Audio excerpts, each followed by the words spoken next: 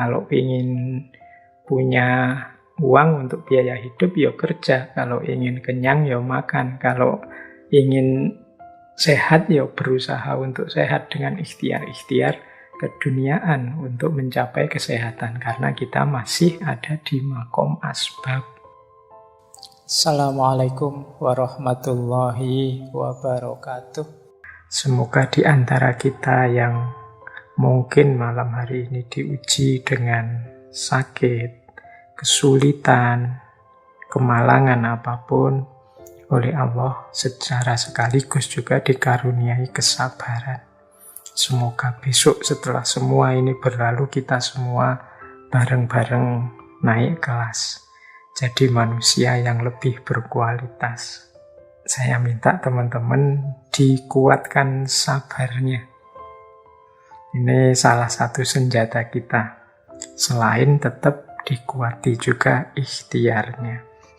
Mungkin ada yang tanya, mengapa sih Pak kok mendadak serius-serius kita berikhtiar, wong segalanya itu kan sudah ditetapkan oleh Allah. Kalau teman-teman coba membuka kitabnya Ibnu Athaillah As-Sakandari yang terkenal sekali, yaitu Hikam, khususnya kalau tidak salah ini hikmah yang kedua, yang bunyinya kira-kira begini. Iradatuka tajrid ma'a iqamatillahi iyaka fil asbab minasyahwah al-qawiyah. Wa iradatukal asbab ma'a iqamatillahi iyaka fit tajrid inhitatun anil himmah al-aliyah.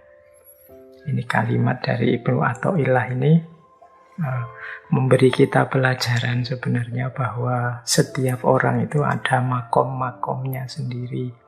Kalau dalam kaidah hikam yang kedua tadi, ada dua kategorinya manusia. Yang pertama, manusia yang ada di makom tajrid.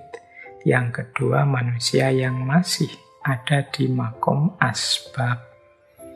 Makom tajrid itu orang yang sudah meninggalkan segala macam urusan duniawi dan hidup hanya untuk Allah saja. Ini makomnya makom tajrid namanya. Pokoknya hidup 100% hanya untuk Allah. Orang yang ada di makom ini ya nanti segala kebutuhannya dipenuhi oleh Allah. Ada jalan untuk segala problem, segala kebutuhannya. Dia hanya fokus pada Allah saja, sisanya dia pasrahkan pada Allah, termasuk urusan-urusan duniawi dan lain sebagainya. Nah, ada orang yang masih di makom asbab. Nah, seperti kita ini, kalau ingin punya uang untuk biaya hidup, ya kerja. Kalau ingin kenyang, ya makan. Kalau ingin sehat, ya berusaha untuk sehat dengan ikhtiar-ikhtiar keduniaan untuk mencapai kesehatan. Karena kita masih ada di makom asbab. Kita belum naik ke makom tajrid. Ini biasanya makomnya para wali. Orang-orang yang sudah sangat dekat dengan Allah. Kalau kita masih di makom asbab, ya nyuwun sewu, mungkin ada yang 1-2 wali yang tidak sengaja mendengarkan ngaji filsafat, saya minta maaf. Mungkin ada yang makomnya sudah tajrid. Nah, kalau saya dan juga sebagian besar teman-teman itu makomnya masih makom asbab. Masih butuh sebab akibat, mudahnya begitu. Jadi kalau lapar ya makan, kalau capek ya istirahat, tidur, kalau sakit ya nyari obat. Tidak bisa yang di makom asbab itu sakit kemudian sudahlah, pasrah saja pada Allah. Itu tidak, kita makomnya belum di situ. Jadi kita ini masih terkena hukum sebab akibat duniawi. Jadi kalau sakit ya harus mencari sembuh, tidak boleh mencari sakit karena kita oleh Allah diberi amanat untuk menjaga hidup kita. Kecuali kita sudah makom tajrid. Tapi ya kalau ada orang ngomong begitu, jangan tiba-tiba dimarahi. Kalau ada orang ngomong, kita pasrahkan saja semuanya pada Allah, biarlah kita Tidak harus capek-capek dan macam-macam. Nah, itu ya tidak harus dimarahi. Siapa tahu dia makomnya sudah tajrid. Nah, yang hikmahnya hikam tadi artinya begini. Keinginanmu untuk tajrid, padahal Allah masih meletakkanmu di makom asbab, itu namanya syahwat. Jadi orang yang masih di makom asbab, kok ingin gayanya, hidupnya itu kayak orang-orang yang sudah tajrid, itu namanya syahwat. Ya wis gampang-gampangane wong ngurung wali gayane koyo sudah wali-wali. Nah, itu namanya syahwat. Katanya hikam. Sebaliknya, kalau ada orang yang sebenarnya dia makomnya sudah tajrid, tapi kok dia milih sibuk dengan hal-hal duniawi yang harusnya sudah total dia tinggalkan. Nah, itu kalau katanya Ibnu Athaillah namanya inhitatun anil himmah al-aliyah. Itu namanya merosot dari himmah yang tinggi, dari orientasi spiritual yang tinggi. Nah, ini pelajaran ya dari Ibnu Athaillah sebelum kita mulai kajian kita malam hari ini. Biar teman-teman tidak dibingungkan karena hari ini kan wacana-wacana itu macam-macam. Jadi, berarti yang penting apa? Kita sadari makom kita, level kita, kemudian kita jalan di level kita. Jadi kalau tiba-tiba ada orang nyindir kita, wah katanya beriman, tapi kok takut sama penyakit, menghindar-menghindarkan semuanya dari Allah. Ya jawabannya, makomku masih makom asbab. Jadi masih harus ngurusi sarana kehidupan karena masih terkena hukum sebab akibat duniawi. Menjalankan amanah Allah keduniaan dalam hidup ini. Nah, makomnya masih di situ. Nah, mungkin yang tanya tadi makomnya sudah tajrid. Kita juga tidak boleh menyalahkan. Nah, baik, itu pengantar saja teman-teman, tiba-tiba kok teringat yang seperti itu, karena kemarin-kemarin banyak kita temui cara berpikir semacam itu. Baik, langsung saja kita mulai kajian kita. Malam hari ini kita akan mengulas, menggali gagasan-gagasan dari seorang filosof besar Yunani kuno dari kalangan sofis yang namanya Protagoras. Teman-teman yang rajin mengikuti ngaji filsafat mestinya pernah dulu mengikuti kajian tentang sofisme. Salah satu aliran filsafat yang terkenal sekali, yang gagasan-gagasannya sering berlawanan dengan ide-ide yang dibawa oleh Sokrates dan kawan-kawan. Protagoras ini salah seorang tokoh besar dalam aliran sofisme. Beliau ini hidup antara tahun 490-an sebelum Masehi sampai 420 setelah Masehi. Beliau ini tinggalnya sebenarnya tidak di Athena. Beliau lahir di daerah Laut Aegea, yang ini letaknya antara Yunani dan Turki, Anatolia. Dan beliau kelahiran sana, tapi beliau ini memang sepanjang hayatnya dikenal suka berpindah-pindah, mengembara kemana-mana dalam rangka mengajar. Jadi beliau ini sebelum nanti di akhir hidup beliau menetap di Athena, beliau ini sukanya keliling-keliling kemana-mana ngajar. Seperti saya jelaskan dulu waktu sesi sofisme, orang-orang sofis ini ya kebanyakan para pengajar. Hanya saja memang cara mereka memperlakukan ilmunya, kalau pakai bahasa hari ini, itu bagi mereka ilmu itu semacam komoditas. jalan untuk mencari penghasilan, jalan untuk mencari uang. Sehingga dengan ilmunya, mereka ini kemudian mendatangi orang-orang kaya, mendatangi para pejabat, untuk menawarkan kebijaksanaan ilmu-ilmu yang mereka miliki.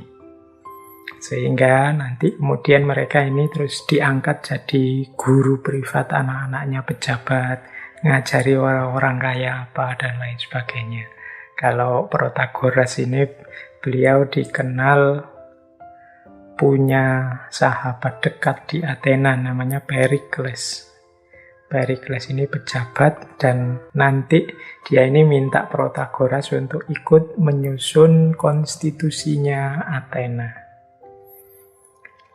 Nah, bisa disebut, ada yang bilang Protagoras ini orang pertama yang minta bayaran tinggi untuk mendidik.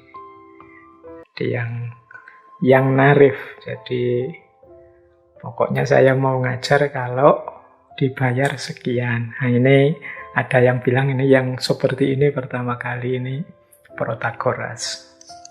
Kemudian beliau juga dikenal sebagai tokoh bapak dari relativisme. Nanti kita lihat ya, mengapa kok beliau disebut bapak relativisme. Beliau juga dikenal sebagai bapak agnostisisme. Beliau nanti juga dikenal sebagai bapaknya debat. Nah, ini bisa dirasakan dari gelar bapaknya saja, dia punya 3 gelar bapak ini. Berarti dia pelopor pertama, tokoh pertama yang menginisiasi gaya berpikir relativistik, gaya berpikir debat, dan juga cara berpikir agnostik. Nantinya agnostisismenya Protagoras ini membawa kemalangan-kemalangan dalam hidupnya. Karena gagasan-gagasannya yang mengkritisi keimanan, keberagamaan, dewa-dewanya orang Yunani saat itu, akhirnya Protagoras ini dituduh sesat. Buku-bukunya dibakar. Kemudian beliau dijatuhi hukuman mati. Tapi beliau berusaha lari, menyelamatkan diri. Beliau lari naik kapal, tapi ternyata kemudian kapalnya tenggelam. Ada yang bilang ditenggelamkan. Ini ternyata cerita-cerita semacam ini itu dalam sejarah peradaban manusia banyak sekali kita temui. Jadi tuduhan-tuduhan sesat, ketidaksetujuan berpikir yang kemudian koalisi dengan kekuasaan politik, sehingga lahir korban-korban, sehingga membawa dampak-dampak negatif, destruktif dalam peradaban manusia. Itu sering kita temui cerita-cerita semacam ini. Ternyata dialami juga oleh Protagoras. Terlepas dari setuju atau tidak setujunya kita dengan gagasan-gagasannya Protagoras ini nanti. Saya membahas Protagoras untuk bulan ini karena saya lihat ada beberapa di antara kita yang mungkin maunya tidak seperti itu, tapi ternyata cara berpikirnya mirip seperti itu. Seperti Protagoras ini. Nanti kita lihat ya. Tapi ini untuk introspeksi kita sendiri-sendiri saja. Jangan-jangan aku sudah seperti Protagoras ini, cara berpikirnya khususnya. Karena kalau saya menyebut relativisme, agnostisisme, debat, itu kan modus hidup kita hari ini. Meskipun kalau hari ini banyak kita lakukan 3 hal itu lewat media sosial. Yuk, kita mulai menggali gagasan-gagasan Protagoras. Yuk, setiap gagasan, setiap wawasan baru, konsep, teori dari tokoh-tokoh besar itu pasti punya relevansinya sendiri-sendiri untuk hidup kita. Kalau ruang dan waktu dan momennya pas. Jadi mungkin gagasan Protagoras ini nanti kita butuhkan dalam situasi tertentu, dalam momen tertentu. Meskipun mungkin tidak kita jadikan sebagai cara berpikir kita secara umum. Tidak mungkin tokoh-tokoh besar yang kita bahas dalam kajian filsafat kita itu yang gagasannya sama sekali tidak berguna. Nama besar yang mereka peroleh pasti mengindikasikan ada sesuatu sumbangan yang berharga dan penting untuk manusia dan kemanusiaan yang mereka berikan. Nah, semoga nanti kita bisa memakainya secara pas, sesuai ruang dan waktu dan momennya. Gagasan tokoh-tokoh besar yang sering kita lupakan. Dengan kita menggali tokoh-tokoh ini, menurut saya, di antara manfaatnya adalah kita sadar bahwa kita itu ternyata bukan apa-apa. Masih sangat banyak orang-orang yang lebih jago, lebih penting, lebih hebat dibandingkan kita. Kesadaran ini menurut saya penting untuk hari ini. Baik teman-teman, kita awali penggalian kita terhadap Protagoras dari fokus perhatiannya Protagoras. Protagoras ini kan kaum sofis. Kaum sofis itu fokusnya tidak pada mencari mana yang benar, tapi justru fokus perhatiannya kepada bagaimana kebenaran itu senantiasa punya keterkaitan, punya relasi dengan situasi dan tujuan ketika kebenaran itu disampaikan. Jadi orang-orang sofis itu prioritas utamanya bukan pada kebenaran atau menemukan kebenaran, tapi bagaimana caranya menggunakan kebenaran itu sesuai tujuan yang diinginkan. Nah, ini fokusnya orang sofis. Jadi makanya tadi saya bilang ini hari ini kita banyak yang ada di titik ini, khususnya ketika ada perbedaan-perbedaan pendapat dalam situasi pertarungan wacana yang banyak kita temukan di media-media sosial. Orang itu ternyata fokusnya bukan pada kebenarannya atau menunjukkan inilah yang benar. Tapi sebagian besar kita justru lebih fokus pada bagaimana caraku menggunakan kebenaran ini untuk mendukung tujuanku, keinginanku, cita-citaku, kelompokku, dan lain sebagainya. Jadi ini nanti kalau disambung-sambungkan bisa ketemu wacana post-truth yang hari ini menggila. Jadi makanya disebut post-truth. Post-truth itu kan melampaui kebenaran. Jadi fokusnya tidak lagi kebenaran, tapi sejauh mana aku bisa menggunakan kebenaran ini untuk kepentinganku. Yang kepentingan itu bukan lagi kebenarannya, tapi kepentingan itu ya sesuai targetku, tujuanku. Mengapa punya pandangan semacam ini? Ya karena setiap sofis meyakini bahwa kebenaran itu sesuatu yang tergantung kepada ruang dan waktunya, kepada ruang dan budayanya. Jadi tidak ada kebenaran yang absolut mutlak. Yang ada selalu kebenaran versi-versi siapa. Oh ini benar versi dia, sementara kalau ini benar versiku. Nah ini pandangannya kelompok sofis, termasuk Protagoras. Jadi bagi Protagoras, dia mempertanyakan apakah ada kebenaran yang absolut. Karena menurut dia kebenaran itu sifatnya perspektif, sesuai siapa yang melihat. Nah ini pandangannya Protagoras. Nah dari situ nanti Protagoras mengkritik para filosof sebelumnya. Yang populer sekali adalah kritiknya Protagoras pada para filosof dari Elia. Seperti Heraklitos dan kawan-kawan yang dulu juga pernah kita bahas. Jadi para filosof yang dikritik oleh Protagoras ini, khususnya filosof Elia ini, mungkin juga sama dengan pandangan kita hari ini, punya pandangan para filosof ini bahwa antara rasa dan pemikiran itu dua hal yang berbeda. Kalau rasa itu subjektif, kalau pemikiran itu objektif. Kita kan selalu begitu. Kesan pribadi kita menganggapnya subjektif. Sementara pemikiran kita menganggapnya objektif. Jadi para filosof zaman itu juga punya pikiran seperti ini. Nah, Protagoras sebaliknya. Bagi Protagoras, dia tidak setuju kalau akal itu objektif dan universal. Justru akal itu ada di bawah rasa yang tadi dianggap subjektif. Bagi Protagoras, ukuran kebenaran itu justru aspek kesan atau rasa masing-masing orang tadi.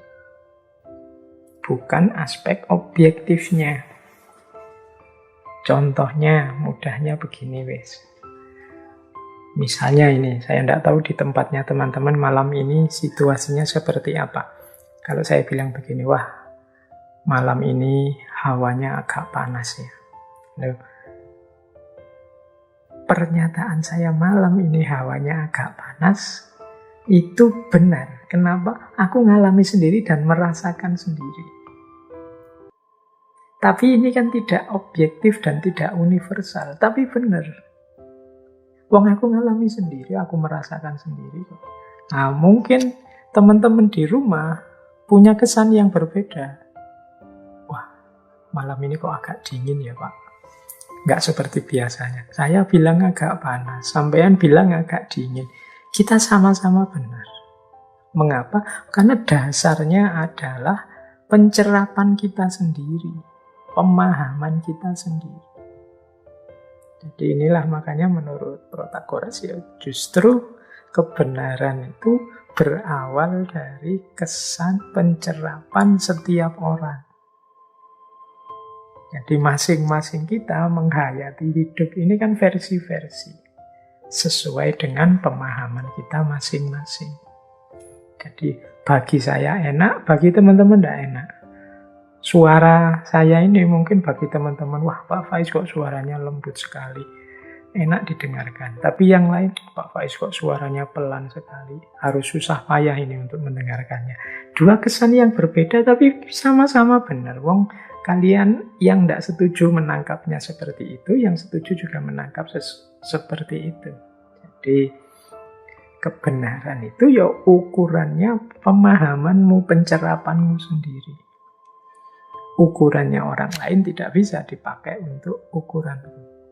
Jadi ini cara berpikir yang ada dalam konsep epistemologinya Protagoras. Nah, tadi saya bilang hari ini kan kita banyak yang punya pandangan seperti ini. Kebenaran itu sesuai versinya masing-masing. Makanya nanti terkenal sekali kalimat dari Protagoras, man is the measure of all things. Of things that are, that they are. Of things are not, that they are. Jadi manusia adalah ukuran segala sesuatu. Baik segala sesuatu yang ada seperti adanya, atau segala sesuatu yang tidak ada seperti ketiadaannya. Ukurannya manusia. Baik, buruk, benar, salah, apapun yang ada, kata Protagoras, itu kan yang memutuskan manusia. Bahkan sampai nanti wilayah ketuhanan, Tuhan itu ada atau tidak, kan yang memutuskan manusia. Ukurannya manusia. Jadi man is the measure of all things. Manusia adalah ukurannya segala sesuatu. Ini membalik. Kita bulan lalu kan membahas tentang etika lingkungan itu, yang wanti-wanti bener. Jangan sampai manusia itu adigang, adigung, adiguno, merasa di atas alam.